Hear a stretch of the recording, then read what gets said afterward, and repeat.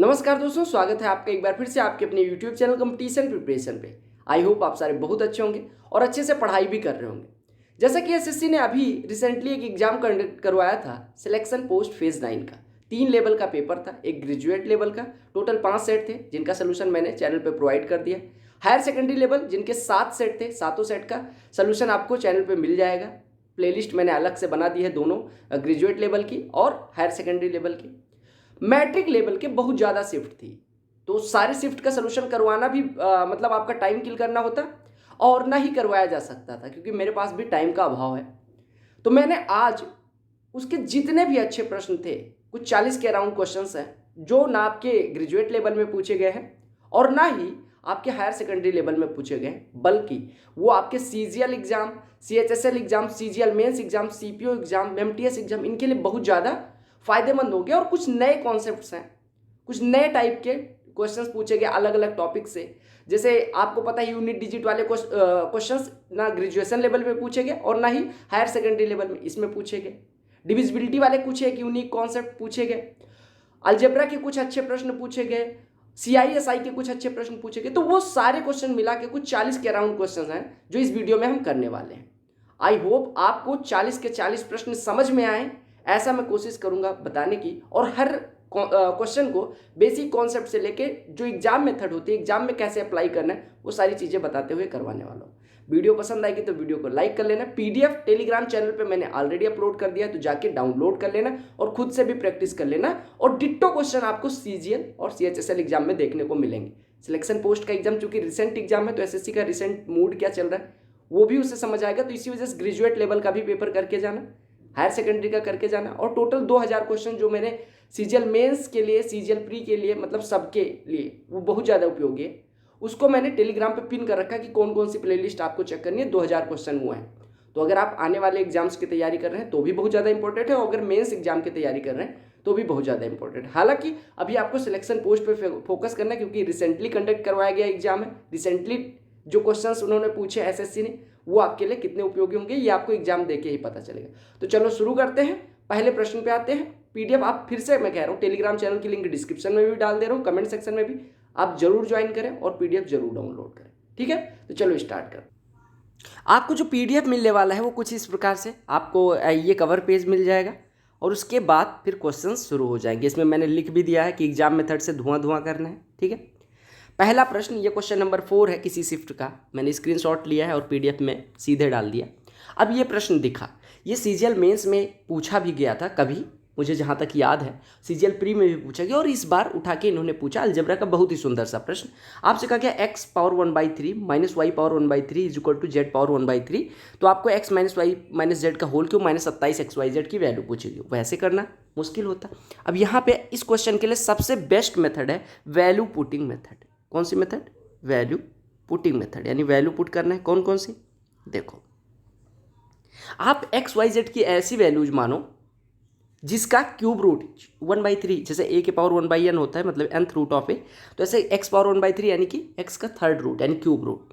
तो ऐसी वैल्यू मानो जो अपने आप में परफेक्ट क्यूब हो, यानी जिसका क्यूब रूट निकालना आसान हो।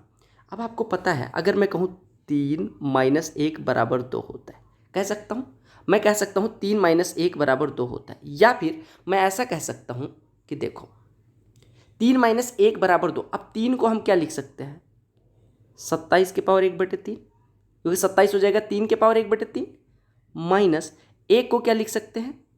1 को क्या लिख सकते हैं? 1 के क्यूब के पावर 1/3, ये बराबर हो जाएगा 8 के पावर 1/3। मतलब वैल्यू कैसे पुट करनी है ये बता रहा हूँ। अब देखो, आप अगर इससे तुलना करो जो दिया गया है, तो x बराबर 27 पुट कर लो, y बराबर 1 या 8 पुट कर लो। z की वैल्यू, अगर y को 8 पुट करोगे तो z की वैल्यू 1 हो जाएगी, और अगर y को 1 पुट करोगे तो z की वैल्यू 8 हो जाएगी। पुट कर लो, फटाफट पुट करो।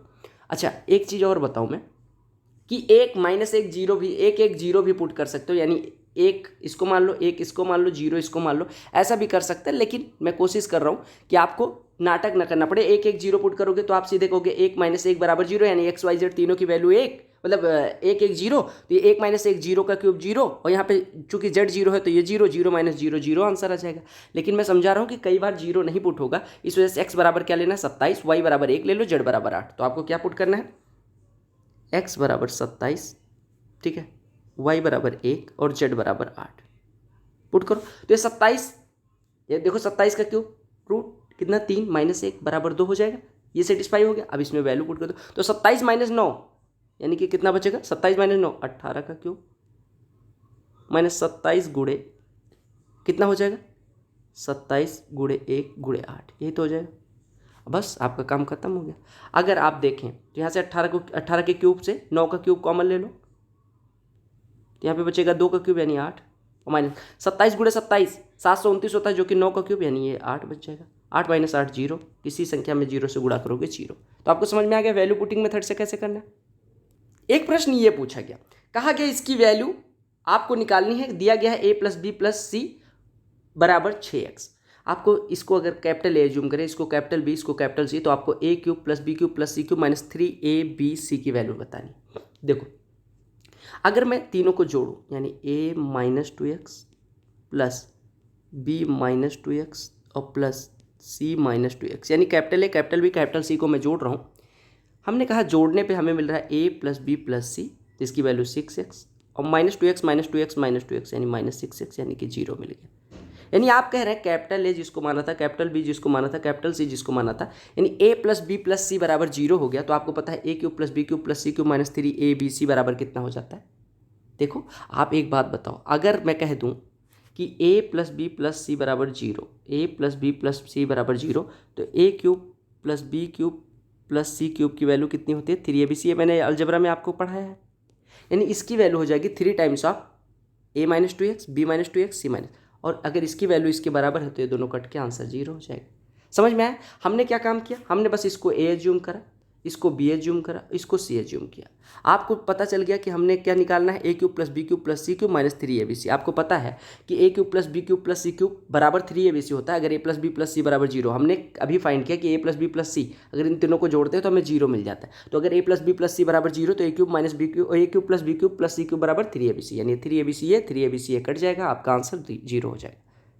फोर्थ प्रोपोर्शन वाला क्वेश्चन आपको मैंने बताया भी था, सीजीएल में पूछा गया था, लेकिन इस बार आपके सिलेक्शन पोस्ट में नहीं पूछा गया। अब ये कॉन्सेप्ट्स आपको रिवाइज करने होते हैं। देखो फोर्थ प्रोपोर्शन का मतलब होता है अगर A B C D fourth proportion, मतलब ए बी और सी का फोर्थ प्रोपोर्शन डी है तो आप कहते हैं ए बाई बी बराबर सी बाई डी होता है, जहाँ पे डी क्या होता है फोर्थ प्रोपोर्शन। तो यहाँ से डी बराबर क्या हो जाता है, लास्ट के दोनों को गुणनफल बटे ये, यानी फोर्थ प्रोपोर्शन अगर आपको निकालना तो लास्ट के दोनों को गुणनफल कर लो तो 3.6 गुणे 20.4 और डिवाइड किससे करना होता है, फर्स्ट से, 10.8 से। 36 तियाँ 3 से 20.4 में डिवाइड करेंगे, 3 छके 18 3 अट्ठे 24, यानी आपका उत्तर 6.8। तो फोर्थ प्रोपोर्शन निकालना आ गया।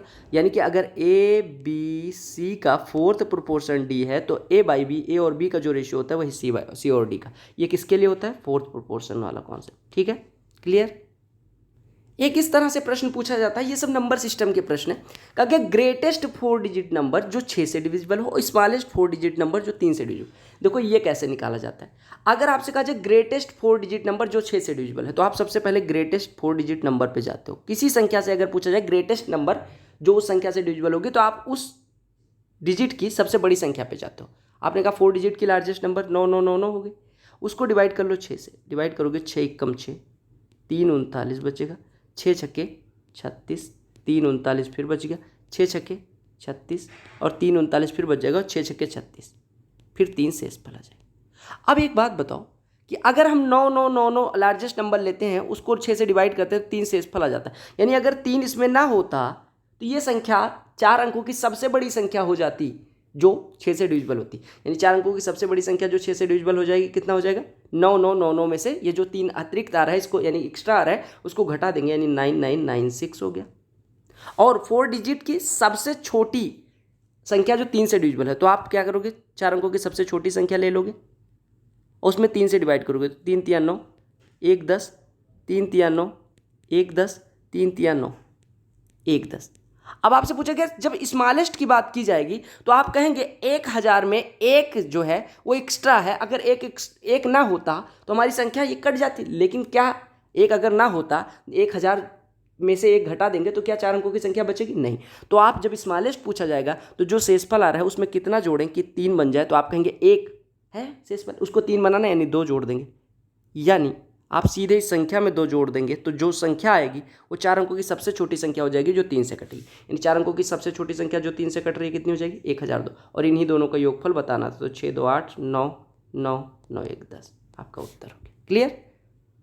यूनिट डिजिट वाला कॉन्सेप्ट आया। अब देखो यूनिट डिजिट वाले कॉन्सेप्ट केवल इस क्वेश्चन को समझाने का मतलब नहीं यूनिट डिजिट वाला करते कैसे। देखो जब यूनिट डिजिट की बात की जाए ना तो केवल आपको यूनिट डिजिट से मतलब होना चाहिए। यानी ये संख्या 307 लिखी होती है, 3007, 3,00,007, 3,00,00,007, हमें मतलब नहीं, हमें यूनिट डिजिट से मतलब। तो यूनिट डिजिट उठा लो, यानी 7 के पावर 38 यहाँ पे लिखा हुआ समझ लो, और यहाँ पे 4 के पावर 20 लिखा हुआ है। अब देखो, अब यूनिट डिजिट का रूल 7 में क्या होता है। देखो 7 के पावर अगर हम 1 करते हैं तो 7 आता है, 7 के पावर 2 करते हैं तो कितना आता है 49, यूनिट डिजिट 9। 7 के पावर 3 करते हैं तो कितना होता है 343, यानी यूनिट डिजिट 3। और 7 के पावर 4 करते हैं तो कितना हो जाता है 2401, यानी कि उसका यूनिट डिजिट 1। फिर 7 के पावर 5 करेंगे तो 1 में 7 से गुणा होगा 7। फिर 7 के पावर 6 करेंगे तो 7 में 7 से गुणा होगा 9। यानी आप कहेंगे कि 4 मतलब अगर 7 के पावर 1 है तो यूनिट डिजिट 7, 2 है तो 9, 3 है तो 3, 4 है तो 1। यानी 4 के बाद अगर हम रिपीट 7 के पावर 5 करें तो यूनिट डिजिट फिर से वही 7 9 3 1 मिलने लग जाएगा। आप करके देख लेना। फिर अगर हम ऐसे देखो 1 पे ये, 2 पे ये, 3 पे ये, 4 पे ये, 5 पे ये, 6 पे ये, 7 पे ये, 8 पे, फिर 9 जाएंगे तो यहाँ, यानी आप कह रहे हैं कि इसकी साइक्लिसिटी यानी 4 के बाद अगर ये घूम जा रहा है यानी 4 तक बढ़ रहा है, यानी 1 पावर रख रहे हैं तो कुछ और, 2 रख रहे हैं तो कुछ और, 3 रख रहे हैं तो कुछ और, 4 रख रहे हैं तो कुछ और फिर से जैसे 5 बढ़ रहे हैं, 5 बढ़ रहे हैं यानी कि 4 + 1 हो रहा है, 6 हो रहा है यानी 4 + 2 हो रहा है, यानी 7 हो रहा है यानी 4 + 3 हो रहा है पावर में, अगर 8 हो रहा है यानी 4 + 4 हो रहा है। यानी कहने का मतलब अगर 4 मतलब पावर में देखो पावर जो है वो कितना बढ़ रही है 4 तक तो हमारा अलग अलग यूनिट डिजिट दे रहा है, लेकिन 4 से जैसे बढ़ रहा है 5 हो रहा है, यानी कि फिर हम वही 7 पे पहुंच जा रहे हैं, फिर 9 पे पहुंच जा रहे हैं, फिर 3 पे पहुंच जा रहे हैं, फिर 1 पे पहुंच। कहने का मतलब 7 की साइक्लिसिटी 4 की है, और 7 की साइक्लिसिटी 4 होने का मतलब आपको पावर में 4 से डिवाइड करना है। पावर में 4 से डिवाइड करो, शेषफल अगर 1 आया तो यूनिट डिजिट 7, शेषफल 2 आया तो यूनिट डिजिट 9, शेषफल 3 आया तो यूनिट डिजिट 3, शेषफल 4 या पूरी डिविजिबल हो गई तो यूनिट डिजिट 1। 38 में 4 से डिवाइड करोगे 4 9 36, शेषफल कितना आएगा 2, रिमाइंडर कितना आएगा 2, तो 2 पे यूनिट डिजिट क्या देता है 9, तो आपने कहा 9 प्लस। ऐसे 4 के लिए अगर हम बात करें तो 4 को आपको पता है 4 के पावर 1 लगाते हैं 4, 4 के पावर 2 लगाते हैं 16, 4 के पावर 3 लगाते हैं 64, 4 के पावर 4 लगाते हैं तो 256। यानी आप कह रहे हो कि 4 के पावर इवन अगर लगा रहे हैं तो यूनिट डिजिट 6 हो जा रही है, और 4 के पावर ऑड अगर पावर लगा रहे हैं तो यूनिट डिजिट 4 हो रही है। अब आपको देखना ये है कि यहाँ पे 4 की साइक्लिसिटी नहीं होती, 4 पे होता है कि पावर कैसा है। पावर अगर इवन है यानी कि सम संख्या है, जो घात का अंक है वो सम संख्या है, तो आपकी यूनिट डिजिट क्या हो जा रही है 6 हो जा रही है। यहाँ पे 20 जो है कैसी संख्या है, 20 आपको पता है इवन नंबर है, तो पावर अगर इवन नंबर है तो यूनिट डिजिट कितना हो जाता है 6, यानी यहाँ पे कितना हो जाएगा यूनिट डिजिट 6। अब 9 और 6 को जोड़ लेना है 15, 15 का यूनिट डिजिट 5, तो आपका उत्तर कितना हो गया 5। यानी आपको जब यूनिट डिजिट पे ऑपरेट करना है तो यूनिट डिजिट से ही मतलब होना चाहिए, दैट्स ऑल। साइक्लिसिटी का मतलब होता है कि 4 बार तक तो बदल रहा है, लेकिन 4 से जैसे पावर बढ़ रही है 5, यानी 5 कहने का मतलब 4 से डिवाइड करने पे 1 शेषफल दे रही है तो फिर से 7, 6 हो रही है यानी कि 4 से डिवाइड करने पे 2 शेषफल तो यूनिट डिजिट 9, अगर 7 हो रहे हैं यानी 4 से डिवाइड करने पे शेषफल 3 आ रहा है तो 3। यानी आपको पावर को डिवाइड करना होता है, जो रिमाइंडर बचता है उससे हम निर्धारित करते हैं कि यूनिट डिजिट क्या होगी। क्लियर। हमने फोर्थ प्रोपोर्शन देखा था, फिर थर्ड प्रोपोर्शन पे आते हैं। थर्ड प्रोपोर्शन मैं अगर कहूँ ए और बी का थर्ड प्रोपोर्शन सी है, यानी if C is third proportion यानी तृतीय समानुपात अगर सी है ए और बी का, तो आप कहते हैं जो बीच वाली संख्या होती है ना वो उसका स्क्वायर बराबर होता है ए सी, या हम कहें थर्ड प्रोपोर्शन सी बराबर हो जाएगा बी स्क्वायर बाई ए, यानी बाद वाली संख्या का स्क्वायर बटे में पहली वाली संख्या। तो इसका थर्ड प्रोपोर्शन निकालना है तो बाद वाली संख्या 54 का स्क्वायर यानी 54 गुणे 54, और डिवाइड किससे करना है 12 से। 12 से डिवाइड करोगे 3 से काटोगे 4, 3 से काटोगे 18, 4 से देखो 4 से यहाँ पे 9 हो जाएगा, यहाँ पे 27, और 27 गुणे 9 कितना होता है 243, आपका उत्तर हो जाएगा। तो थर्ड प्रोपोर्शन वाला कॉन्सेप्ट आ गया, फोर्थ प्रोपोर्शन वाला आ गया, अभी सेकंड प्रोपोर्शन भी आ जाएगा। ये क्वेश्चन क्यों इंपॉर्टेंट बना, क्यों मैंने लिया वो आप समझिएगा। कहा गया एवरेज निकालना है फर्स्ट 8 मल्टीपल का 8 के। देखो 8 के पहले 8 मल्टीपल कौन कौन से होंगे, 8 होगा, 16 होगा, 24 होगा, 32 होगा, 40 होगा, 48 होगा, 56 होगा और 64 होगा। देखो 3 3 6 2 8। अगर एवरेज निकालते हैं तो हम क्या कहते हैं कि इसमें सबको जोड़ के और जितनी संख्या है उससे डिवाइड कर लो। ठीक है, हमने एवरेज लेना है, सबको जोड़ा 8 से डिवाइड कर देना है।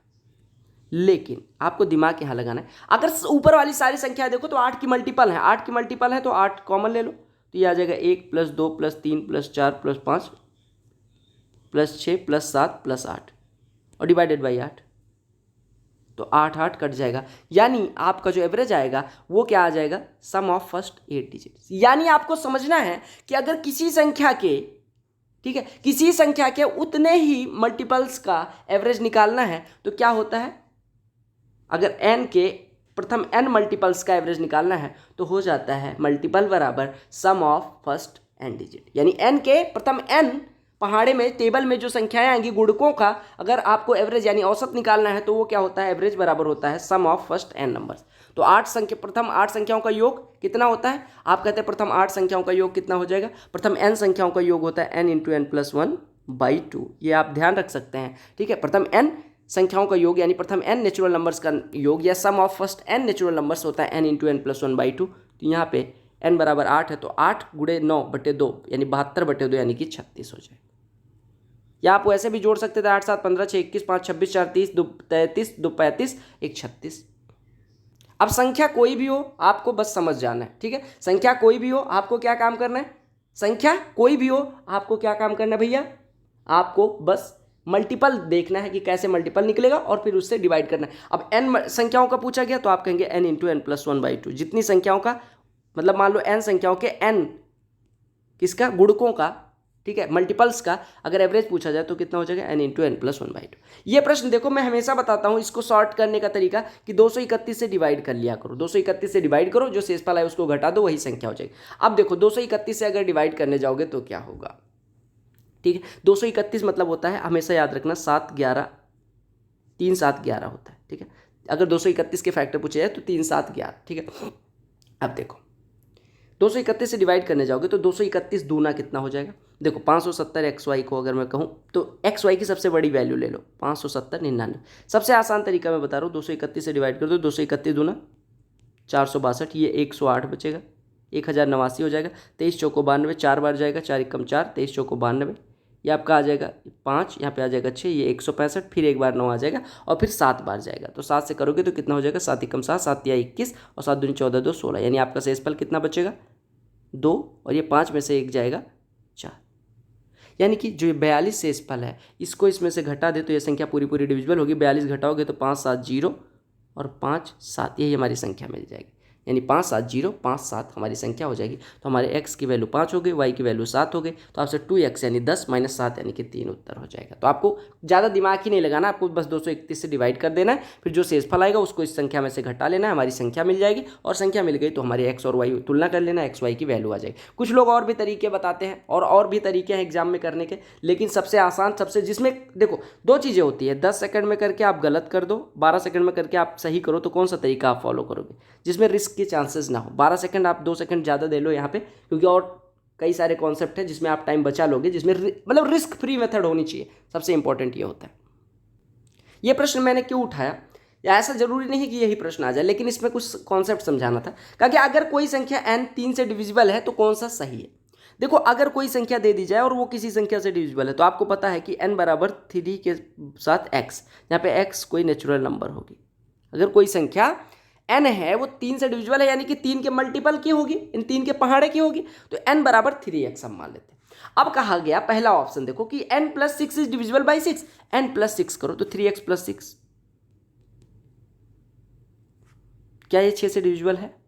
आप देखो अगर 3 कॉमन ले लो तो ये बचेगा x + 2 और बाई 6, 3 दूनी 6।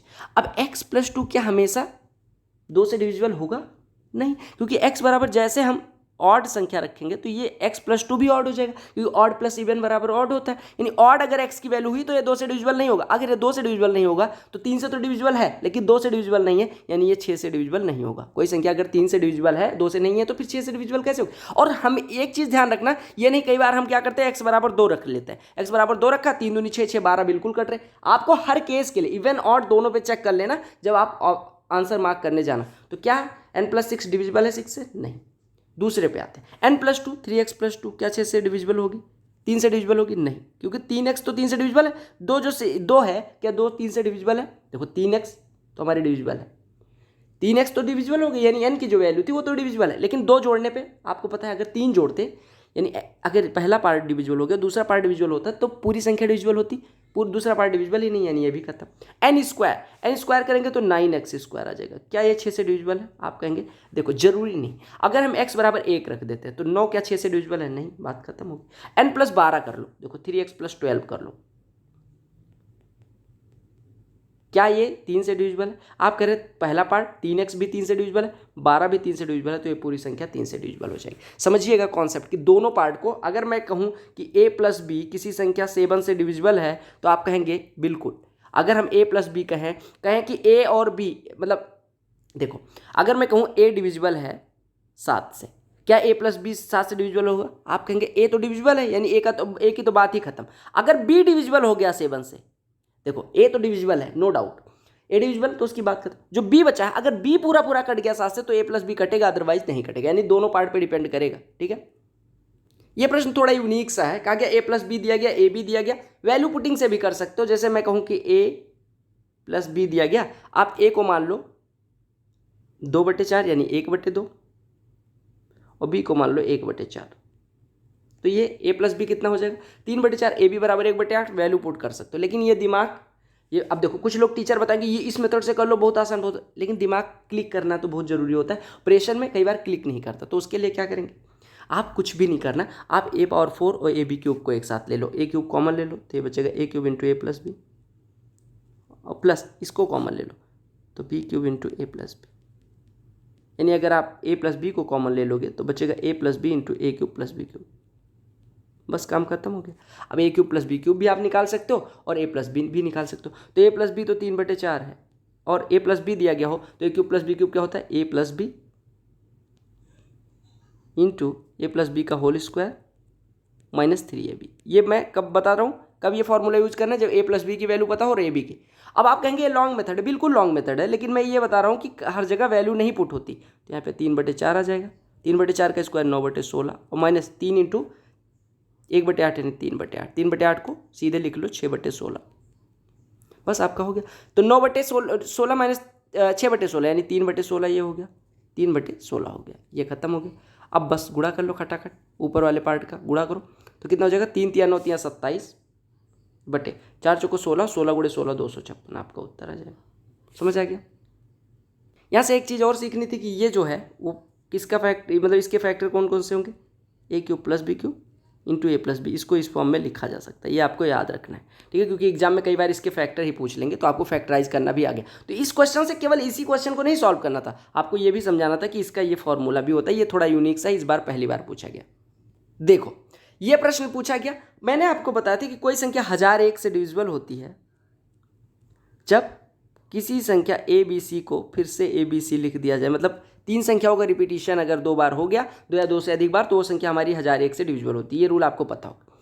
अब यहाँ पे 2 संख्याओं का 3 बार रिपीट, देखो AB और AB, ये संख्या, अब ये किससे डिविजिबल होगी ये पूछा गया। देखो मैंने एक चीज़ आपको बताई है कि देखो सबका यूनिट डिजिट आपको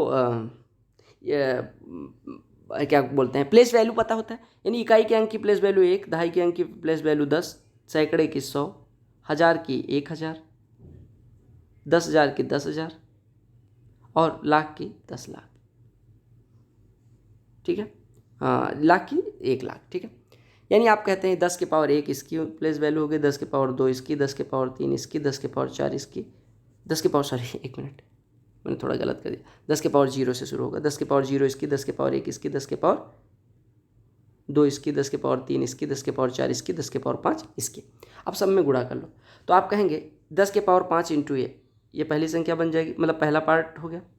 दूसरा 10 की पावर 4 × b प्लस 10 की पावर 3 × c, 10 की पावर 3 × a प्लस 10 की पावर 2 × b प्लस 10 की पावर 1 × a और प्लस 10 की पावर 0 × b।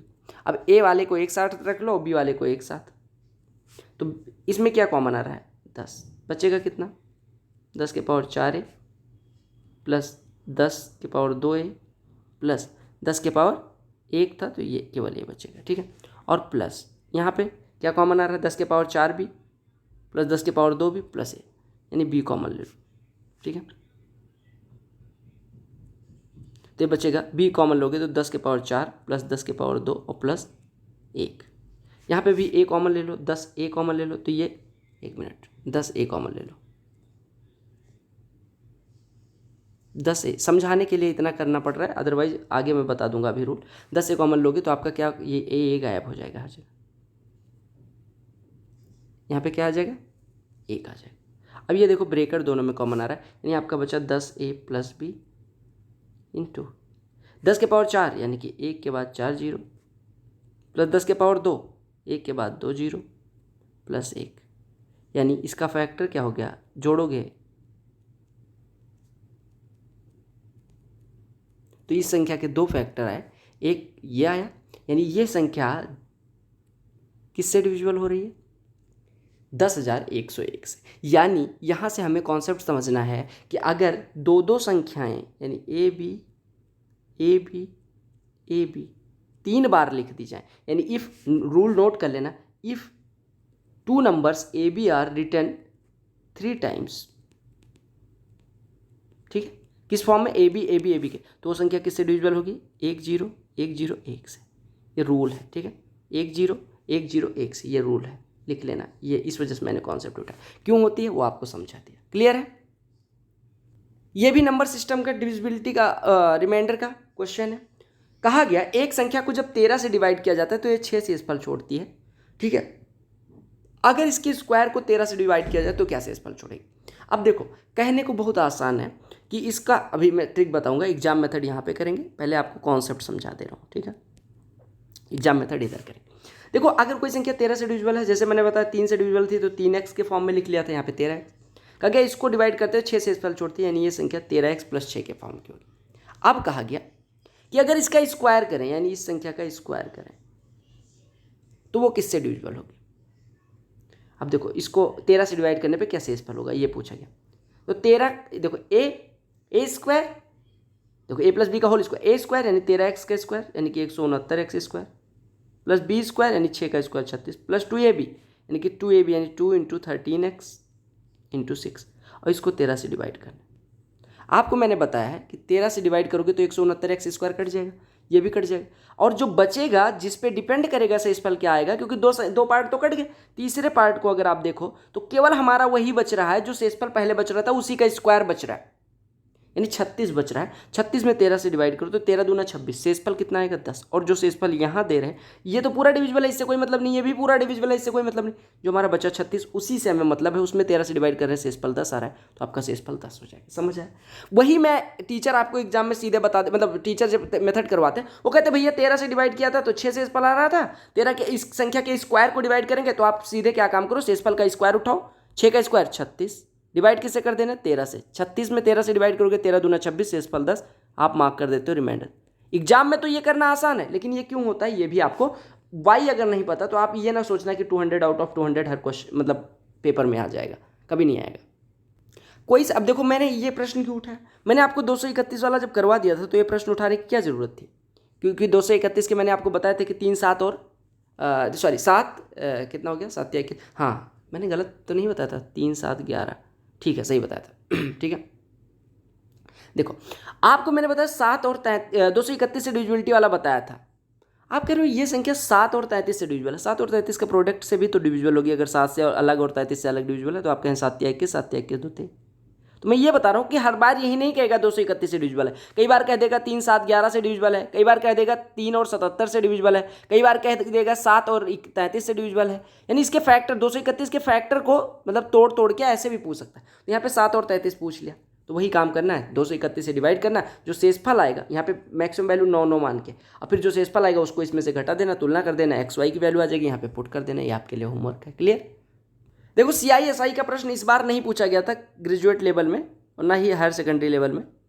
CI-SI 2 साल के लिए कहा गया difference between compound interest and simple interest on RSX at this % rate for 2 years is this one. तो आपको एक्स की वैल्यू बतानी। आपको मैं फिर से बता दूं कि CI और SI का जो डिफरेंस होता है 2 साल के लिए, ठीक है, R% रेट पे प्रिंसिपल P हो तो P इंटू R/100 का होल स्क्वायर होता है, और 3 साल के लिए अगर पूछा जाए, ये कितने साल के लिए होता है 2 साल के लिए, अगर 3 साल के लिए पूछा जाए तो P इंटू R/100 का होल क्यूब और plus 3 times of P into R/100 का होल स्क्वायर, ये होता है। ठीक है, तो आप ध्यान रखना। बोलो क्लियर है? बस आपको पुट कर देना है धड़ाधड़। तो चलो 2 साल के लिए आपको दिया गया है प्रिंसिपल x दिया गया है इंटू धन रेट कितना दिया गया 8.5, 8.5 गुणे 8.5 कर लो और बटे 100 का स्क्वायर यानी कि 4 जीरो बराबर 26 जीरो 260.10। x की वैल्यू निकालनी आप सीधे सीधे कह सकते हैं x बराबर कितना हो जाएगा, ये दोनों पॉइंट हटाओ, ये हटा दो, ठीक है। 17 × 5 = 85, 17 से काटोगे 17 × 1 = 17, 90, 17 × 5 = 85, 5 × 51 17 दिया, ये कट जाएगा। 5 से काटोगे तो कितना हो जाएगा, 5 × 15 306, 85, 17 × 5 = 85, 17 × 1 = 17, 17 × 8 = 136, ठीक है। यानी 5 18 काटेगा 3 दशमलव कितना हो जाएगा, 3.6 होना चाहिए ना भाई, 3.6, तो ये 3.6 में गुणा होगा तो ये 36,000 आपका उत्तर हो जाएगा, 36,000, ठीक है, ये आपका उत्तर हो जाएगा। ये थोड़ा सा गलत है उत्तर, देख लेना, ठीक है। आपको बस फॉर्मूला समझाना था कि P × R/100 का होल स्क्वायर होता है। क्लियर? जो याद रखना है वो ये है कि CI और SI का डिफरेंस 1 साल के लिए अगर रेट मतलब एनुअली लगता है तो 0 होता है। 2 साल, ये 1 साल के लिए, ठीक है। 2 साल के लिए कितना होता है, प्रिंसिपल P है, रेट R है, तो P × R/100 का होल स्क्वायर। 3 साल के लिए P × R/100 का होल क्यूब और plus 3 times of P × R/100 का होल स्क्वायर। ये आप नोट कर लेना कहीं पे, ठीक है। देखो कॉन्टिन्यूड प्रोपोर्शन का है या मीन प्रोपोर्शन का है, ये मैंने इस वजह से उठाया कि हर जगह मीन प्रोपोर्शन नहीं पूछेगा वो, ठीक है। तो कॉन्टिन्यूड प्रोपोर्शन का है या मीन प्रोपोर्शन का है, बात एक ही है, मध्यानुपात का है। तो आप याद रखना कि A और B का जो मीन प्रोपोर्शन या कंटिन्यूड प्रोपोर्शन होता है वो A और B का प्रोडक्ट का रूट होता है। जैसे आपने कहा 16n और 49 कॉन्टिन्यूड प्रोपोर्शन में है, तो आप बीच वाले को मानेंगे कि इसका मीन प्रोपोर्शन है। कॉन्टिन्यूड प्रोपोर्शन का क्या मतलब हो गया, अगर कहा जाए A B C continued proportion में है, कहने का मतलब कि जो B है वो मीन प्रोपोर्शन है, समझ आया, यानी B मध्यानुपात है। अगर कहा जाए A B C क्या है, कॉन्टिन्यूड प्रोपोर्शन में है, सतत अनुपात में, सतत समानुपात में, तो आप कहेंगे कि जो बीच वाला होगा यानी B वो क्या होगा, मीन प्रोपोर्शन होगा। मीन प्रोपोर्शन का फॉर्मूला होता है, यानी अगर हम कहें कि B बराबर कितना हो जाएगा, तो A और C के गुणनफल का रूट, तो यहाँ से n बराबर क्या हो जाएगा, अंडर रूट में 16 और 49 का प्रोडक्ट, यानी 16 × 49, 16 का स्क्वायर रूट 4, 49 का 7, तो 4 × 7 = 28 n की वैल्यू। क्लियर हो गया? तो आपको मैंने तीनों प्रोपोर्शन बता दिया, mean proportion, continued proportion, second proportion, third proportion और फोर्थ प्रोपोर्शन। क्लियर हो गया? बढ़िया। ये प्रश्न मैंने क्यों उठाया, क्योंकि इस तरह का प्रश्न आपके एग्जाम में आता है और आप लिख के करने लग जाते। कहा गया कोई संख्या 1234, उसमें कितना जोड़ा जाए कि 45 से डिविजिबल हो जाए, तो आप कहेंगे 1234 से जस्ट बड़ी नंबर हम फाइंड कर लें जो 45 से डिविजिबल है, और फिर देख लें कि इसमें कितना जोड़ने पे वो संख्या प्राप्त होती है। तो उसके लिए क्या काम करना पड़ेगा, 45 से इसको डिवाइड करो, 45 दूना कितना होता है 90, 45 यहाँ जाएगा तो 135 हो जाएगा, तो 45 दूना 90 गया, हमारा बचा कितना 90, इसमें से घटाओगे तो 33 बचेगा, यानी 334 बच रहा। अब आपको पता है कि 45 45 × 8 360 होता है, यानी 334 से जस्ट बड़ी संख्या 360 मिलेगी जो 45 से डिविजिबल होगी, यानी 334 को 360 बना लेना है, तो हमारी संख्या 45 से कट जाएगी। 334 में कितना जोड़े कि 360 हो जाए 26, तो यही पूछा गया। क्लियर हो गया? इंस्टॉलमेंट वाला प्रश्न है, कहा एक आदमी कुछ धन उधार लेता है 2 इक्वल इंस्टॉलमेंट पे, कंपाउंड इंटरेस्ट का रेट 5% है, 2260 रुपये पर इंस्टॉलमेंट के हिसाब से पे कर देता है। तो आपसे कहा गया उसका लिया गया धन कितना था। देखो हमने कहा कि अगर 20 रुपये में उधार लूँ तो कितना पे करूँगा 1 साल में 21। कंपाउंड इंटरेस्ट है तो अगर मैं 400 लूँ तो 2 साल में कितना पे करूँगा, इसका स्क्वायर, जितना 2 साल की बात करें तो 20 का स्क्वायर कर दो, इधर 21 का स्क्वायर 441। ये दोनों इंस्टॉलमेंट का रेट है, दोनों इंस्टॉलमेंट को बराबर आपको दिया गया तो बराबर कर लो। तो 21 को 441 बनाने के लिए 21 से गुणा करोगे तो ये 441 बन जाएगा, और इधर 21 से गुणा होगा तो 21 × 2 यानी कि 42, 420 हो जाएगा। अब देखो जो इंस्टॉलमेंट है वो कितना है 441, हमारा इंस्टॉलमेंट दिया कितना गया 2260, यानी हमें 441 बराबर दिया गया 2260।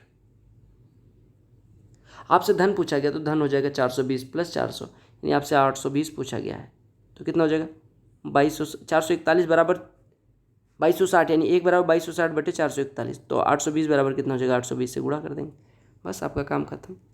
इसको लगभग 440 मान लो, ये 0 ये 0, अप्रॉक्सीमेट देखो नियरेस्ट वैल्यू बताना है। अब 4 से काटोगे तो 4 से कटेगा 11 आएगा, ठीक है, या हाँ ठीक है 11 से काट दो, 11 चौको 44, 11 से काटोगे 11 दूना 22, 205 के करीब आ जाएगा। 4 से काटोगे तो ये 4 से कटेगा, 4 से इसको काटो, 4 से काटोगे 20.5 हो जाएगा। अब 20.5 का 205 में गुणा करना है तो 20 का स्क्वायर कितना 20 20 गुणे 21 कितना हो जाएगा 420, और 5 का स्क्वायर 25.2 लगा दो तो 4202.5 के करीब आ रहा है आपका। 4202.5 सबसे करीब किसके 4200 के, तो आपका उत्तर 4200 के। मीन प्रोपोर्शन आपको मैंने बता दिया था, तो मीन प्रोपोर्शन देख लो। मीन प्रोपोर्शन ए और बी का क्या होता है √AB, तो कर दो √2.5 इंटू 0.625। आप 25 का दशमलव यहाँ से शिफ्ट करो, यहाँ पे गुणा कर दो, यानी 0.0625 बनेगा। ये 0.25 का स्क्वायर है, ये 5 का स्क्वायर है, तो बाहर आएगा 5 गुणे 0.25 यानी 1.25। देखो बोट एंड स्ट्रीम से आपको बड़ी प्रॉब्लम होती है। कहा गया कि speed of A boat in still water is 15 kilometre प्रति घंटे, यानी बोट की स्पीड दी गई 15। स्पीड ऑफ करंट जो है वो 1/3 है बोट की स्पीड की, यानी करंट की स्पीड जो है या स्ट्रीम की स्पीड अगर बोलें तो 1/3 यानी कि 5 किलोमीटर प्रति घंटे। कहा गया how much time will it take to go 24 kilometre upstream 20 kilometre downstream. Upstream जो स्पीड होती है वो होती है बोट की स्पीड माइनस स्ट्रीम की स्पीड, डाउन स्ट्रीम स्पीड जो होती है वो होती है बोट की स्पीड प्लस स्ट्रीम की स्पीड। 24 हमें अप स्ट्रीम जाना है, यानी 24 को 15 - 5 से जाना है, यानी 2.4 घंटे इधर लग जाएंगे। 20 को डाउन स्ट्रीम से जाना है, यानी 20 को 20 से जाना है, 1 घंटे और लग जाएंगे, यानी टोटल टाइम लगेगा 3.4 घंटे। 3 घंटे तो इधर 0.4 घंटे 60 से गुणा कर लोगे, यानी 24 मिनट, यानी 3 घंटे 24 मिनट। कहने का मतलब एग्जाम में आसानी से करोगे तो ये प्रश्न आसानी से हो जाएंगे। ये प्रश्न मुझे अच्छा लगा, ठीक है, इस वजह से मैं करवा रहा हूँ।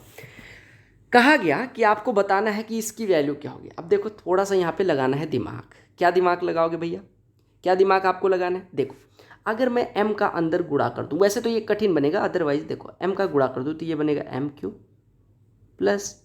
प्लस m इंटू 3m + 3 में 3 कॉमन ले लो तो 3 टाइम्स ऑफ m + 1 और +1 यानी कि 1 का क्यूब। अगर मैं 3m को देखूँ तो 3 इंटू m इंटू 1 लिख सकता हूँ, यानी 3m को 3 इंटू m इंटू 1, यानी इसको मिटाओ और 3 इंटू m इंटू 1 सही से लिख दो। 3 इंटू m इंटू 1 लिखना है, लिख दो, यानी 3 इंटू m इंटू 1, ठीक है। और बटे में क्या है m² + 2m + 1 जो कि m + 1 का होल स्क्वायर बनेगा। ये प्रश्न इस वजह से उठा है कि आपको कैसे बिठाना होता है वहाँ पे। a³ + b³ + 3ab into a + b का होल क्यूब होता है, यानी m + 1 का होल क्यूब ऊपर है, m + 1 का होल स्क्वायर नीचे है। स्क्वायर से इसकी पावर कट जाएगी, नहीं बचेगा m + 1, m बराबर 87 दिया गया तो m + 1 88 हो जाएगा। तो आपको फॉर्मूला इतनी कमांड होनी चाहिए कि फॉर्मूले को मतलब ये देखते ही आपको दिमाग में आ जाना चाहिए कि फॉर्मूला बन सकता है यहाँ पे। ये प्रश्न इस वजह से लिया कि जो हमारे नए नए लड़के होते हैं वो गलती कर देते हैं, वो भिन्न में अनुपात देख के चौंक जाते हैं कि भिन्न में कैसे, फ्रैक्शन में कैसे रेशियो हो सकता है। आपको ABCD का रेशियो दिया गया 1/2, रेशियो 1/4, रेशियो 2/5, रेशियो 5/8। अब इसमें क्या करना है, इसको आप सबसे पहले सिंपल रेशियो में ले जाओगे। सिंपल रेशियो के क्या करना होता है, जो लोअर पार्ट है यानी हर पार्ट जो है, ठीक है, डिनोमिनेटर जिसको बोलते हैं, उसका एलसीएम ले लो। तो 2, 4, 5 और 8 का एलसीएम कितना हो जाएगा 40। 40 बनाने के लिए मतलब जो एलसीएम आए उससे सबको सारे अनुपात को गुणा कर दो। आपको पता होना चाहिए कि किसी भी अगर ABCD कोई 4 अनुपात है, A अनुपात B अनुपात C अनुपात D, अगर हम उसको किसी पर्टिकुलर नंबर से मल्टीप्लाई कर दे सारे रेशियो को तो कोई चेंज नहीं होता। तो हम 40 से गुणा करेंगे तो 40 से 1/2 में गुणा करेंगे 20 आ जाएगा, यहाँ पे गुणा होगा 10 हो जाएगा, यहाँ से गुणा होगा 16 हो जाएगा, यहाँ पे गुणा होगा 25 हो जाएगा। अब आपसे कहा गया कि रेशियो जो ABCD का दिया गया था वो हमारा नया रेशियो कुछ ABCD का इस प्रकार से बन गया। अब आपसे क्या कहा गया difference between share of B and D निकालना है। B और D के शेयर के बीच का डिफरेंस आपको पता है 15 है। टोटल धन जब 20, 10, 30, 55 और 6, 61 और 10, 71, अगर टोटल धन 71 है तो B और D के बीच का डिफरेंस 15 है, यानी B और D के बीच का जो डिफरेंस है वो 15/71 हिस्सा होगा टोटल का। तो 15/71 निकालो, 15/71 गुणे 85 120 कर दो, 71 91 71, ये 14 142, 71 दूना 142, 120 गुणे 15 यानी 1800 रुपये। तो ये समझाना था कि अगर फ्रैक्शन में है तो आप एलसीएम लेके हर से गुणा कर देना, सिंपल रेशियो बन जाएगा। एक प्रश्न इस टाइप से भी पूछा जाता है, बेसिकली ये रेशियो का प्रश्न होता है, बस सिंपल इंटरेस्ट इसमें डाल देते हैं। कहा गया कि कोई धन है जिसको 3 पार्ट में डिवाइड किया जाता है इस प्रकार से कि उनका 2 साल, 3 साल और 4 साल बाद का जो टोटल अमाउंट होता है, अमाउंट मतलब जो अभी भी हिस्सा है और उसमें ब्याज जुड़ने के बाद वो बराबर हो जाता है। रेट 5% पर एनम है, सिंपल इंटरेस्ट। तो आपको फर्स्ट पार्ट बताना है। देखो अगर मैं कहूँ A B C की बात, A का हिस्सा A है, B का हिस्सा B, C का हिस्सा C। ए भाई साहब 5% एक साल में ब्याज पाते हैं, 2 साल में 10%, यानी इनका टोटल बन जाएगा 110%। बी भाई साहब 1 साल में 5% पाते हैं, 3 साल के बाद इनका धन 15% ब्याज हो जाएगा, यानी इनका धन हो जाएगा 115% जो अभी धन पाया है उनका। और सी भाई साहब जो हैं, ठीक है, सी भाई साहब जो हैं उनको जो हिस्सा मिल रहा है, आपको पता है उस पर 4 साल के ब्याज लगने के बाद वो हिस्सा बराबर होगा, यानी 20% ब्याज मिलेगा, यानी 120% उनका अपना धन हो जाएगा। और तब ये बराबर होंगे, यानी ए का 110% बराबर बी का 115% बराबर सी का 120%, यानी हम कह सकते हैं 110% ऑफ ए, 110% ऑफ ए बराबर है 115% ऑफ बी बराबर है 120% ऑफ सी। अब ऐसा जब दिया जाए तो आपको 5 से काट लेना, यानी 22% ऑफ ए बराबर 23% ऑफ बी, परसेंट भूल जाना, 24% ऑफ सी। अब आपको सीधे सीधे पता चल गया कि भैया एक बात बताओ कि इतना बराबर इतना, तो ए और बी और सी का अनुपात क्या होगा? तो आप कह देना ए बी सी का अनुपात हो जाएगा। इसको कोई निश्चित संख्या मान लेना, हालांकि मानते हैं हमेशा इसका एलसीएम हो जाएगा 22 गुणे, ये ऐसे एलसीएम आपका 22 गुणे 23 गुणे 24 मान लेना, ठीक है, ये आपका हो जाएगा, या 22 गुणे 23 गुणे 24। आप देखो 22, 23 और 24 का एलसीएम निकालना, वैसे तो हो जाएगा 22 गुणे 23 गुणे 12, लेकिन हम मान ले रहे हैं 22 गुणे 23 गुणे 24, यानी यहाँ से ए बराबर कितना हो जाएगा? अगर 22 से बराबर इतना है, अगर 3 इस तरह से दिया है 22 से बराबर 23 बी बराबर 24 सी, तो इसको क्या काम करना है, किसी निश्चित संख्या के बराबर मान लेना है जो इससे कटे पीटे। तो आप 22, 23, 24 का एलसीएम लेके इतना मान लेना। अब फिर 22 से बराबर इतना है तो ए बराबर हो जाएगा 23 गुणे 24, बी बराबर हो जाएगा 22 गुणे 24, सी बराबर हो जाएगा 22 गुणे 23। आपसे कौन सा हिस्सा पूछा गया? आपसे पूछा गया है पहला पार्ट, तो पहला पार्ट है 23 गुणे 24 आउट ऑफ टोटल हिस्सा, टोटल कितना है 22 गुणे 23 गुणे, टोटल कितना है 22 गुणे 23, 23 गुणे 24, 24 गुणे 22, यानी टोटल कितना है? देखो ए इतना है, बी इतना है, सी इतना है, तो आप कह रहे हैं कि टोटल हो जाएगा कितना? देखो टोटल कितना हो जाएगा? टोटल आपका हो जाएगा 22 गुणे 23, 23 गुणे 24 और 24 गुणे 22, ठीक है। और इतना हिस्सा मिलेगा कितने में से? इतने में से। तो आप पहले इसको सिंप्लीफाई कर लो, तो इसको सिंप्लीफाई करोगे थोड़ा कठिन लग रहा होगा आपको, है ना, कठिन है भी। 2 से काट दो, ये 12 आ जाएगा, 2 से ये 11 हो जाएगा, ये 12 हो जाएगा, ये 12 हो जाएगा। अब आप देखो 23 गुणे 12 ऊपर बच रहा है, यानी 12 तिहाई 36, 12 तिहाई 3 से कट रहा है, नहीं 12 तिहाई 36, हासिल आई 2 और 3, 12 दूना 24, 3 27 बटे में 11 गुणे 23 और यहाँ पे 23 गुणे 12, 22 गुणे 12, यानी 45 गुणे 12, 45 गुणे 12 कितना हो जाएगा? 12 पंचे 60, ये 540 हो जाएगा। और इसमें जोड़ना है 11 गुणे 23, यानी 11 तिया 33, 11 ये 200, 11 तिया 33, 11 दूना 22 और 3 25, ठीक है। ये जोड़ेंगे तो 700 कितना हो जाएगा? ये कितना हो जाएगा? 793, ये 276 बटे 793। अब 793 का 9 गुना इतना है, ठीक है, 9 गुना इतना है, यानी 276 बटे 793 हिस्सा मिला पहले पार्ट को। तो आप कह रहे हैं पहला पार्ट हो जाएगा 276 बटे 793 और गुणे इतना। देखो 793 का 9 गुना सीधे दिया गया, 3 9 27, तो यानी आपका हो जाएगा 900 गुणा। पहला पार्ट 276 बटे 793 गुणे 7 13 700, तो आप कहेंगे 793 से वो कट के 900 हो जाएगा। अब 900 का गुणा कर लो, तो 900 का गुणा करोगे 0 0, 9 छक्के 54, हासिल आई 5, 9 से 63, 5 68, हासिल आई 9 दूनी 18 6 24, तो ये आपका हिस्सा हो जाएगा पहले। समझ में आया क्या किया हमने किया कि भैया ए इतना हो गया, बी इतना हो गया, सी इतना हो गया। अब तीनों पता चल गया तो ए का हिस्सा इतना है आउट ऑफ इतना, यही सॉल्व करना था। ये वाला प्रश्न मैंने आपको बता रखा है कि सबसे बड़ी संख्या पूछी जाए कितने भी अंकों की, किसी संख्या से डिविजिबल, तो आप क्या करेंगे? सबसे बड़ी संख्या लेंगे, फिर उसमें डिवाइड करेंगे। देखो सबसे बड़ी संख्या में डिवाइड करो, ये सबसे बड़ी संख्या 12 8 96, 3 39, 12 तिया 36, 3 39, 12 तिया 36, 3 39, 12 तिया 36, 3, यानी शेषफल 3 बच रहा है, इसमें से 3 घटा दो तो सबसे बड़ी संख्या मिल जाएगी। ये आपको मैंने कहा है कि 2 साल का कंपाउंड इंटरेस्ट और सिंपल इंटरेस्ट का डिफरेंस क्या होता है? P × R/100 का होल स्क्वायर। यहाँ पे आपको प्रिंसिपल दिया गया 12,000, रेट कितना दिया गया है? 8%, यानी 8/100 गुणे 8/100 कर दो, 4 दूनी 8, 4 25 हो गया, 100 से ये 2 0 कट गया, 5 5 25, 5 से 24 हो गया, 24 गुणे 16 24 गुणे 16 कितना हो जाएगा, 16 चौको 64 और 16 दूना 32 और 6 384/5 हो गया। 5 सत्ते 35, 5 सत्ते 35, लगभग 77 के आसपास आंसर। को देख के चौंकना नहीं होता, ये थोड़ा सा अच्छा प्रश्न था। मुझे लग रहा है कि अभी तक अलजेब्रा का जो प्रश्न आए हैं उसमें टॉप 5 प्रश्नों में होगा। देखो हर बराबर करना है, यहाँ पे कैलकुलेशन थोड़ी ज़्यादा होगी, हर बराबर कर लेना। हर बराबर करोगे तो यहाँ पे सबका हर ABC LCM आ जाएगा।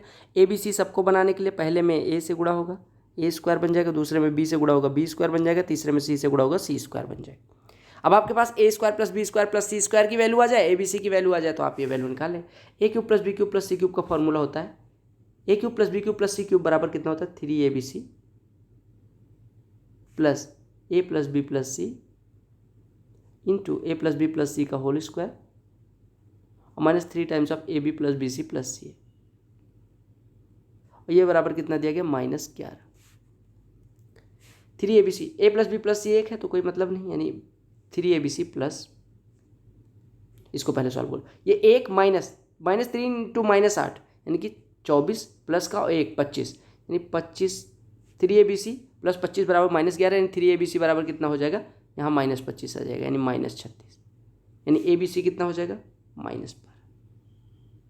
A² + B² + C² क्या होता है, A + B + C का होल स्क्वायर, यानी 1 -2 times of AB + BC + C है, ये 2 टाइम्स ऑफ -2 टाइम्स ऑफ -8 यानी कि +16, बट ABC की वैल्यू कितनी आई है, 12, किसकी, माइनस की, तो आपका कितना हो गया, -17/12 उत्तर। क्लियर। जो अभी रेशियो वाला प्रश्न करवाया था ब्याज वाला, वो उसमें बस यही सिखाना था कि अगर ऐसा कुछ दे दिया जाए 5A = 6B = 9C ABC का अनुपात, तो आप क्या करोगे, 5A = 6B = 9C दे दिया गया। अब जो गुणांक दिए गए यानी कोफिशिएंट, उनका रेशियो 5, 6 और 9 का एलसीएम 90, इसको 90 के बराबर मान लो, तो 90 मान लोगे तो 5A = 90, A = 18, 6 = 90, 6B = 90 यानी B = 15 और 9C = 90 यानी C = 10, तो यही अनुपात हो जाएगा 18:15:10। समझ आया। आपको क्या करना है, कोफिशिएंट लेना है, कोफिशिएंट का रेशियो एलसीएम यहाँ पे उसके बराबर कर देना है, फिर जो वैल्यू आएगी वही अनुपात हो जाएगा। ये थोड़ा अच्छा प्रश्न मुझे लगा। कहा गया स्मॉलेस्ट 4 अंकों की संख्या बनानी है, ठीक है, डिविजिबल बाई 8 यानी 8 से डिविजिबल होनी चाहिए, और हमें लेना है इन संख्याओं को। अब यहाँ पे एक चीज़ आपको पता होनी चाहिए, डिविजिबल बाई 8 है तो लास्ट 3 डिजिट तो 8 से कटनी चाहिए, लास्ट 3 डिजिट 8 से कटनी चाहिए, रिपीट नहीं करना है। देखो सबसे छोटी संख्या जो 4 अंकों की स्टार्ट हो सकती है, वो सबसे छोटी 0 से स्टार्ट हो सकती है 4 अंकों की संख्या, नहीं, क्योंकि अगर 0 से स्टार्ट कर दोगे तो 4 अंकों की बचेगी नहीं, यानी 0 तो हमारा खत्म हो गया। ये नहीं, हमारा 2 आएगा सबसे छोटी, या 3 आएगा, ठीक है। अच्छा, अब 2 पे चेक कर लो। 2 लेने के बाद अब हमारे पास 3 संख्याएं और रखनी है, और वो तीनों संख्याएं मिलके किससे कटनी चाहिए, 8 से कटनी चाहिए। आपने कहा सबसे छोटी संख्या पे पहुंचना है तो सैकड़े का स्थान 0 कर दो, सैकड़े का स्थान आपने 0 कर दिया। अब 0 के बाद अगर हम कोई संख्या कहें लास्ट 3 डिजिट यानी ABC कोई संख्या जो 8 से कट रही है, A 0 हो गया तो BC को ही 8 से कटना पड़ेगा। अब यानी जो 2 वैल्यू रखेंगे, यानी अब हमारी 2 यूज हो गई, 0 यूज हो गई। अब बचा हमारे पास 3, 4, 6 और 8। अब बताओ सबसे छोटी संख्या क्या ले सकते हैं। अगर हम 3 ले, 3 के साथ कोई वैल्यू रख के क्या हम 8 से डिविजिबल बना सकते हैं, नहीं, क्योंकि 32 2 तो हम ले चुके हैं, 2 हम रिपीट करना नहीं है। अब अगर हम 4 लेना चाहें तो 4 के साथ कौन सी, 4 के साथ 6 लेंगे, 4 के साथ 3 लेंगे, कटेगा नहीं, 4 के साथ लेना पड़ेगा 8, तो 4 और 8, तो ये हमारी संख्या हो जाएगी जो 4 अंकों की सबसे छोटी संख्या हो जाएगी। इन अंकों को लेते हुए अंकों को रिपीट नहीं करना है और 8 से डिविजिबल होना चाहिए। आप ऑप्शन का भी सहारा ले सकते हो, आपने कहा 2 के बाद 0 भी ले, देखो अब जो संख्याएं दी जाएंगी, देखो 2 ऑप्शन से कैसे करते हैं। आपने कहा पहला ऑप्शन 2 0 4 8, 2 0 4 8, 4 अंकों की है, बिल्कुल 8 से डिविजिबल है, लास्ट 3 बिल्कुल अंकों का रिपीटिशन नहीं हो रहा है, तो आपका यही हो जाएगा आंसर। इसमें कहा गया, इसमें थोड़ा सा अलग सा दिखा मुझे, कहा गया कंपाउंड इंटरेस्ट और कंपाउंड इंटरेस्ट का डिफरेंस निकालना है। जब 8,000 रुपये में 15% की रेट से 2 साल ईयरली लगे कंपाउंड इंटरेस्ट, और 8 मंथली लगे दूसरी बार। पहली बार ईयरली लग रहा है, ईयरली लगने का मतलब 15% 2 बार लगा होगा, यानी 15% का सक्सेस हुआ, यानी 15 + 15 + 15 × 15/100, यानी कि 15 15 30 और 2 यानी 32.25% पहले केस में ब्याज मिलेगा। दूसरे केस में 8 मंथली लग रहा है। अब 8 मंथली लग रहा है तो रेट निकाल लो। आपको पता है कि अगर 12 महीने के लिए रेट 15% है तो 3 चौको 12, 4 महीने के लिए 5%, यानी 8 महीने के लिए 10% हो जाएगा। 10% 3 बार, 10% का सक्सेस 3 बार कितना हो जाएगा, 10 10 का 21 होता है, और फिर 10 यानी कि 33.1% मिलेगा। पहले केस में 32.25, दूसरे केस में 33.1। अब डिफरेंस निकालोगे तो कितना हो जाएगा 5, यहाँ पे बचेगा 10 में से 2 जाएगा 8, ठीक है, और यहाँ पे बचेगा 0, यानी 0.85% आपका डिफरेंस आएगा। 8000 का 0.85% यानी ये हो जाएगा 8000 गुणे 0.85 डिवाइडेड बाई 100 यानी 80 गुणे 0.85 बनेगा। या हम कह सकते हैं 8 गुणे 8.5, तो 8 8 64 और 4 और ले लेंगे, 64 4 68 आपका उत्तर आ जाएगा। कितना आसान क्वेश्चन। इस टाइप के भी प्रश्न आते हैं और ये प्रश्न ऐसा नहीं कि आपसे नहीं होता, लेकिन आप टाइम किल कर देते हो। जैसे अभी हमने एक जो ब्याज वाला प्रश्न था, रेशियो फिर लेके वगैरह था, तो वो काफ़ी कैलकुलेटिव बना होगा, ठीक है। कैलकुलेटिव करके गलती नहीं करनी है, आप घबरा जाते हो, लेकिन जब टाइम वेस्ट कर देना 1-1.5 मिनट तो वापस ना आना, खटाक करके उसको पूरा सॉल्व करके आंसर निकाल ही लेना, अप्रॉक्सीमेशन करके मार्क फॉर रिव्यू एटलीस्ट कर देना अगर आंसर नहीं आएगा। कहा गया एक्स को इसमें से घटाया जाता है तो ये जो संख्या मिलती है प्रोपोर्शन में कहने का मतलब अगर A B C D proportion में है तो ए बटे बी बराबर सी बटे डी हो जाता है। अब आपको दिया क्या गया, 64 में से कुछ घटाया गया एक्स और 81 में से घटाया गया, 85 में से घटाया गया और 109 में से घटाया गया, और ये जो संख्या है प्रोपोर्शन में यानी ये बराबर हो गया। अब आपको एक्स की वैल्यू निकालनी। अब आप अगर क्रॉस मल्टीप्लाई करके सॉल्व करोगे तो आपका क्या हो जाएगा, क्रॉस मल्टीप्लाई करने पे क्या हो जाएगा भैया, क्वाड्रेटिक बन जाएगा। आप क्या काम करो, अंतर ले लो। 109 में से 85 घटेगा कितना आ जाएगा 4 24, यहाँ पे अंतर लोगे कितना आएगा, 81 में से 64 घटेगा 7 और यहाँ पे बचेगा 17 आ जाएगा। अब आपको क्या काम करना है, 17 और 24 को बराबर बनाना है, यानी यहाँ पे गुणा कर दोगे 24 से, यहाँ से गुणा कर दोगे 17 से और दोनों को कर दोगे बराबर, यानी 24 गुणे 64 माइनस 24x बराबर 17 गुणे 85 माइनस 17x। एक साइड में लाओ 24 माइनस 17 यानी 7x बराबर हो जाएगा 24 गुणे 64 माइनस 17 गुणे 85। सॉल्व कर लो, 24 गुणे 64, 24 चौको 96, हासिल आई 9, 24 छक्के 144, 9 153 और माइनस 17 बचे 85, 17 अट्ठे 136 और 8 144, घटाओगे कितना आ जाएगा 1, यहाँ पे 13 में से 4 जाएगा 9, तो 7x बराबर 91। ए भाई हाँ 7x बराबर 91 यानी x बराबर 13 हो गया।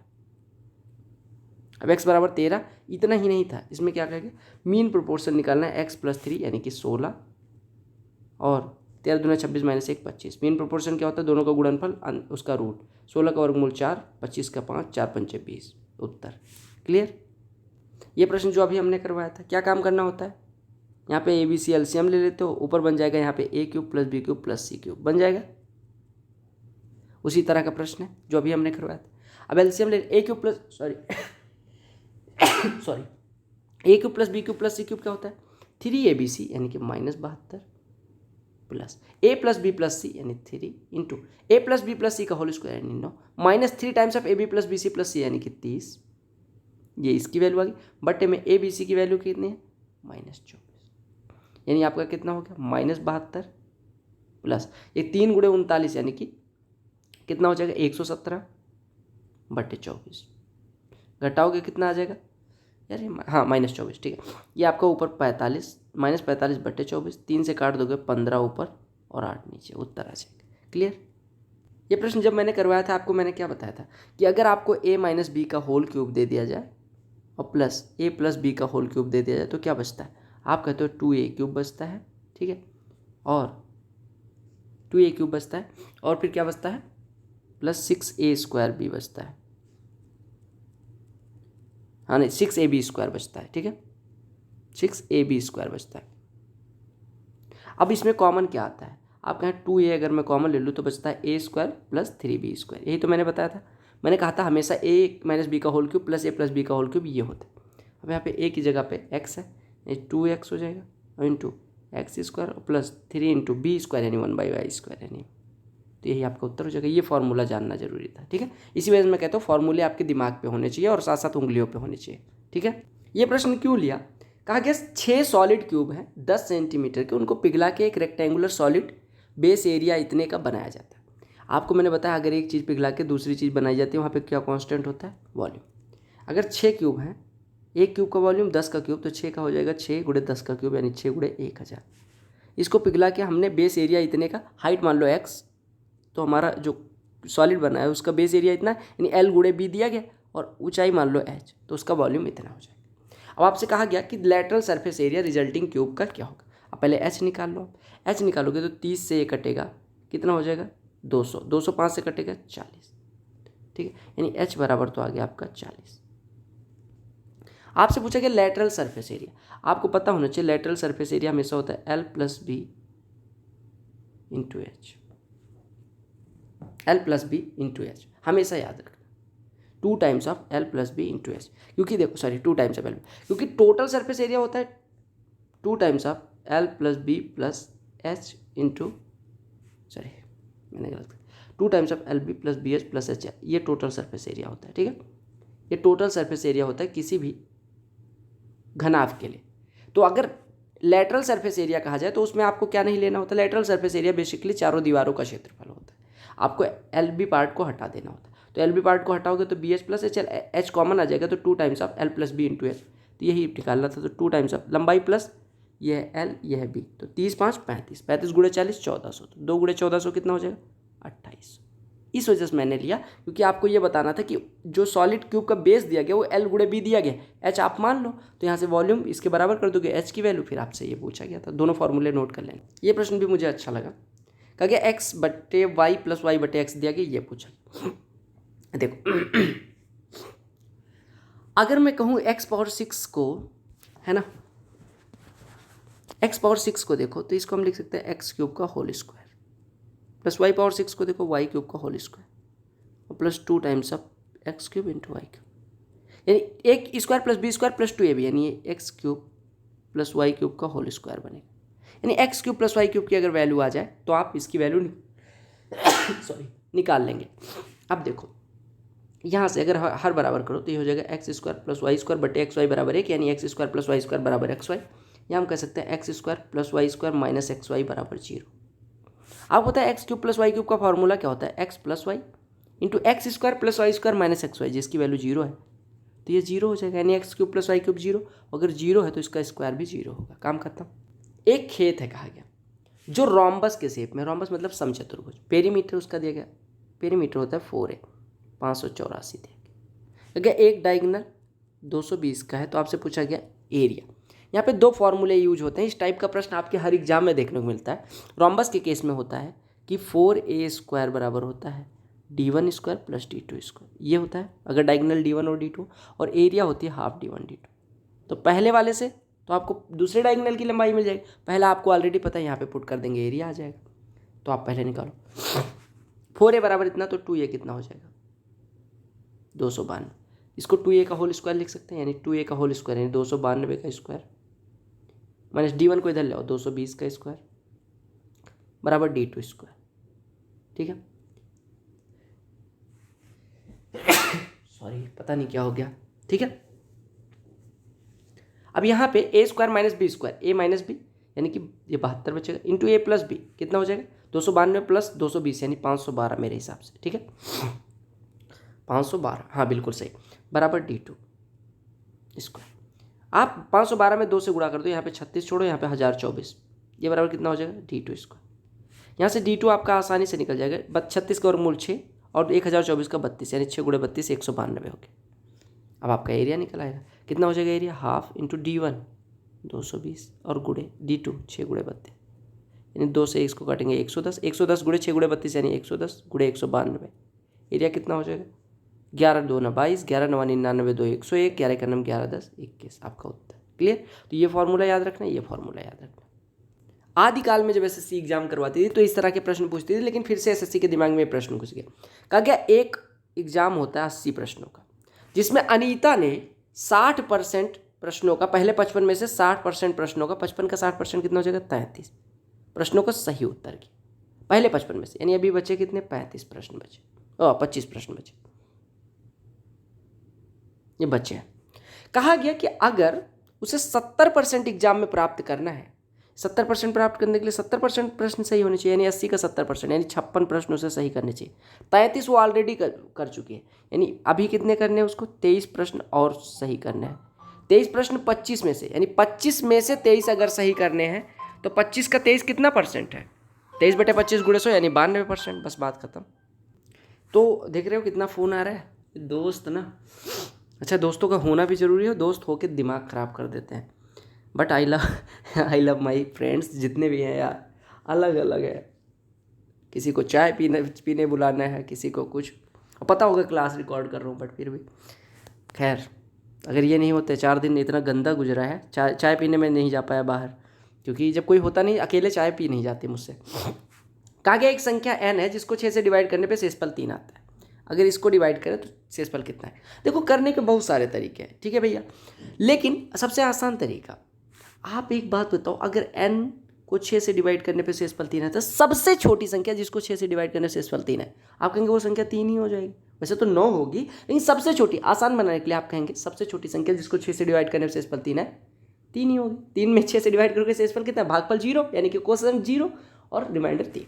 तो n बराबर 3 हो गया। अब इसमें पुट कर लो, 3 के पावर 4 81, 3 के पावर 3 27, 3 के पावर 2 9, 3 के पावर 5 गुणे 3 15, 15 9 24, इसको 6 से डिवाइड करना तो ये तो कट गया, ये कितना हो जाएगा 108, 108 6 से काटोगे पूरा पूरा कट जाएगा, यानी पूरी संख्या को 6 से अगर काटोगे इसको तो 0 शेषफल आएगा, पूरी पूरी कट गई, इसका मतलब शेषफल 0। या फिर आप कह सकते थे, यानी यहाँ पे कॉमन ले लेते तो बचता है n³ plus n square plus n plus 5।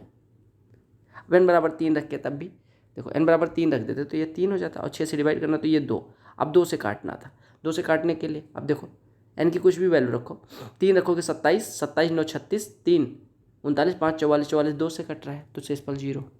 ये प्रश्न मैंने क्यों उठाया, क्योंकि आपका दिमाग कई बार हिल जाता है, मिक्स रेशियो आप नहीं निकाल पाते। A/B अगर मैं कह दूँ 2:3 है तो आपको आसान हो जाता, लेकिन 2/3 है तो आप हिल जाते हो। तो A/B बराबर होता है 2/3 दिया गया है, B/C आपको 5/8 दिया गया। अब मिक्स रेशियो निकालो, मिक्स रेशियो कैसे निकले, ABC लिखो, इसके नीचे 2, इसके नीचे 3, इसके नीचे 5, इसके नीचे 8, जो खाली जगह यहाँ पे 3, यहाँ पे खाली जगह 5, इसके बगल वाला खड़ा गुणा 10 15 24।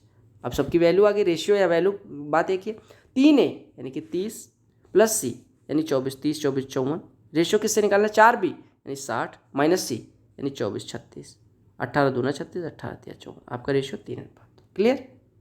299 से लेकर 501 के बीच कितनी ऐसी संख्या है जो 4 से डिविजिबल है या 10 से, यानी 4 से डिविजिबल संख्या निकालनी है, मान लो x संख्या है, 10 से डिविजिबल संख्या है y मान लो आगे, और लगा है, यानी कि 4 और 10 दोनों से डिविजिबल नहीं होनी चाहिए। 4 और 10 से दोनों से डिविजिबल कौन सी संख्या होंगी, जो इनके एलसीएम से डिविजिबल होंगी, यानी 4 और 10 से डिविजिबल, 4 और 10 का एलसीएम 20, 20 से डिविजिबल संख्या निकालने मान लो z है, तो आप कहेंगे अगर 4 या 10 से, तो 4 और 10 से डिवाइड होने वाली, और 4 और 10 दोनों से जो डिवाइड होने वाली है उसको घटा देंगे तो आपका ऐसी संख्या आ जाएगी जो 4 से कट रही है या 10 से कट रही।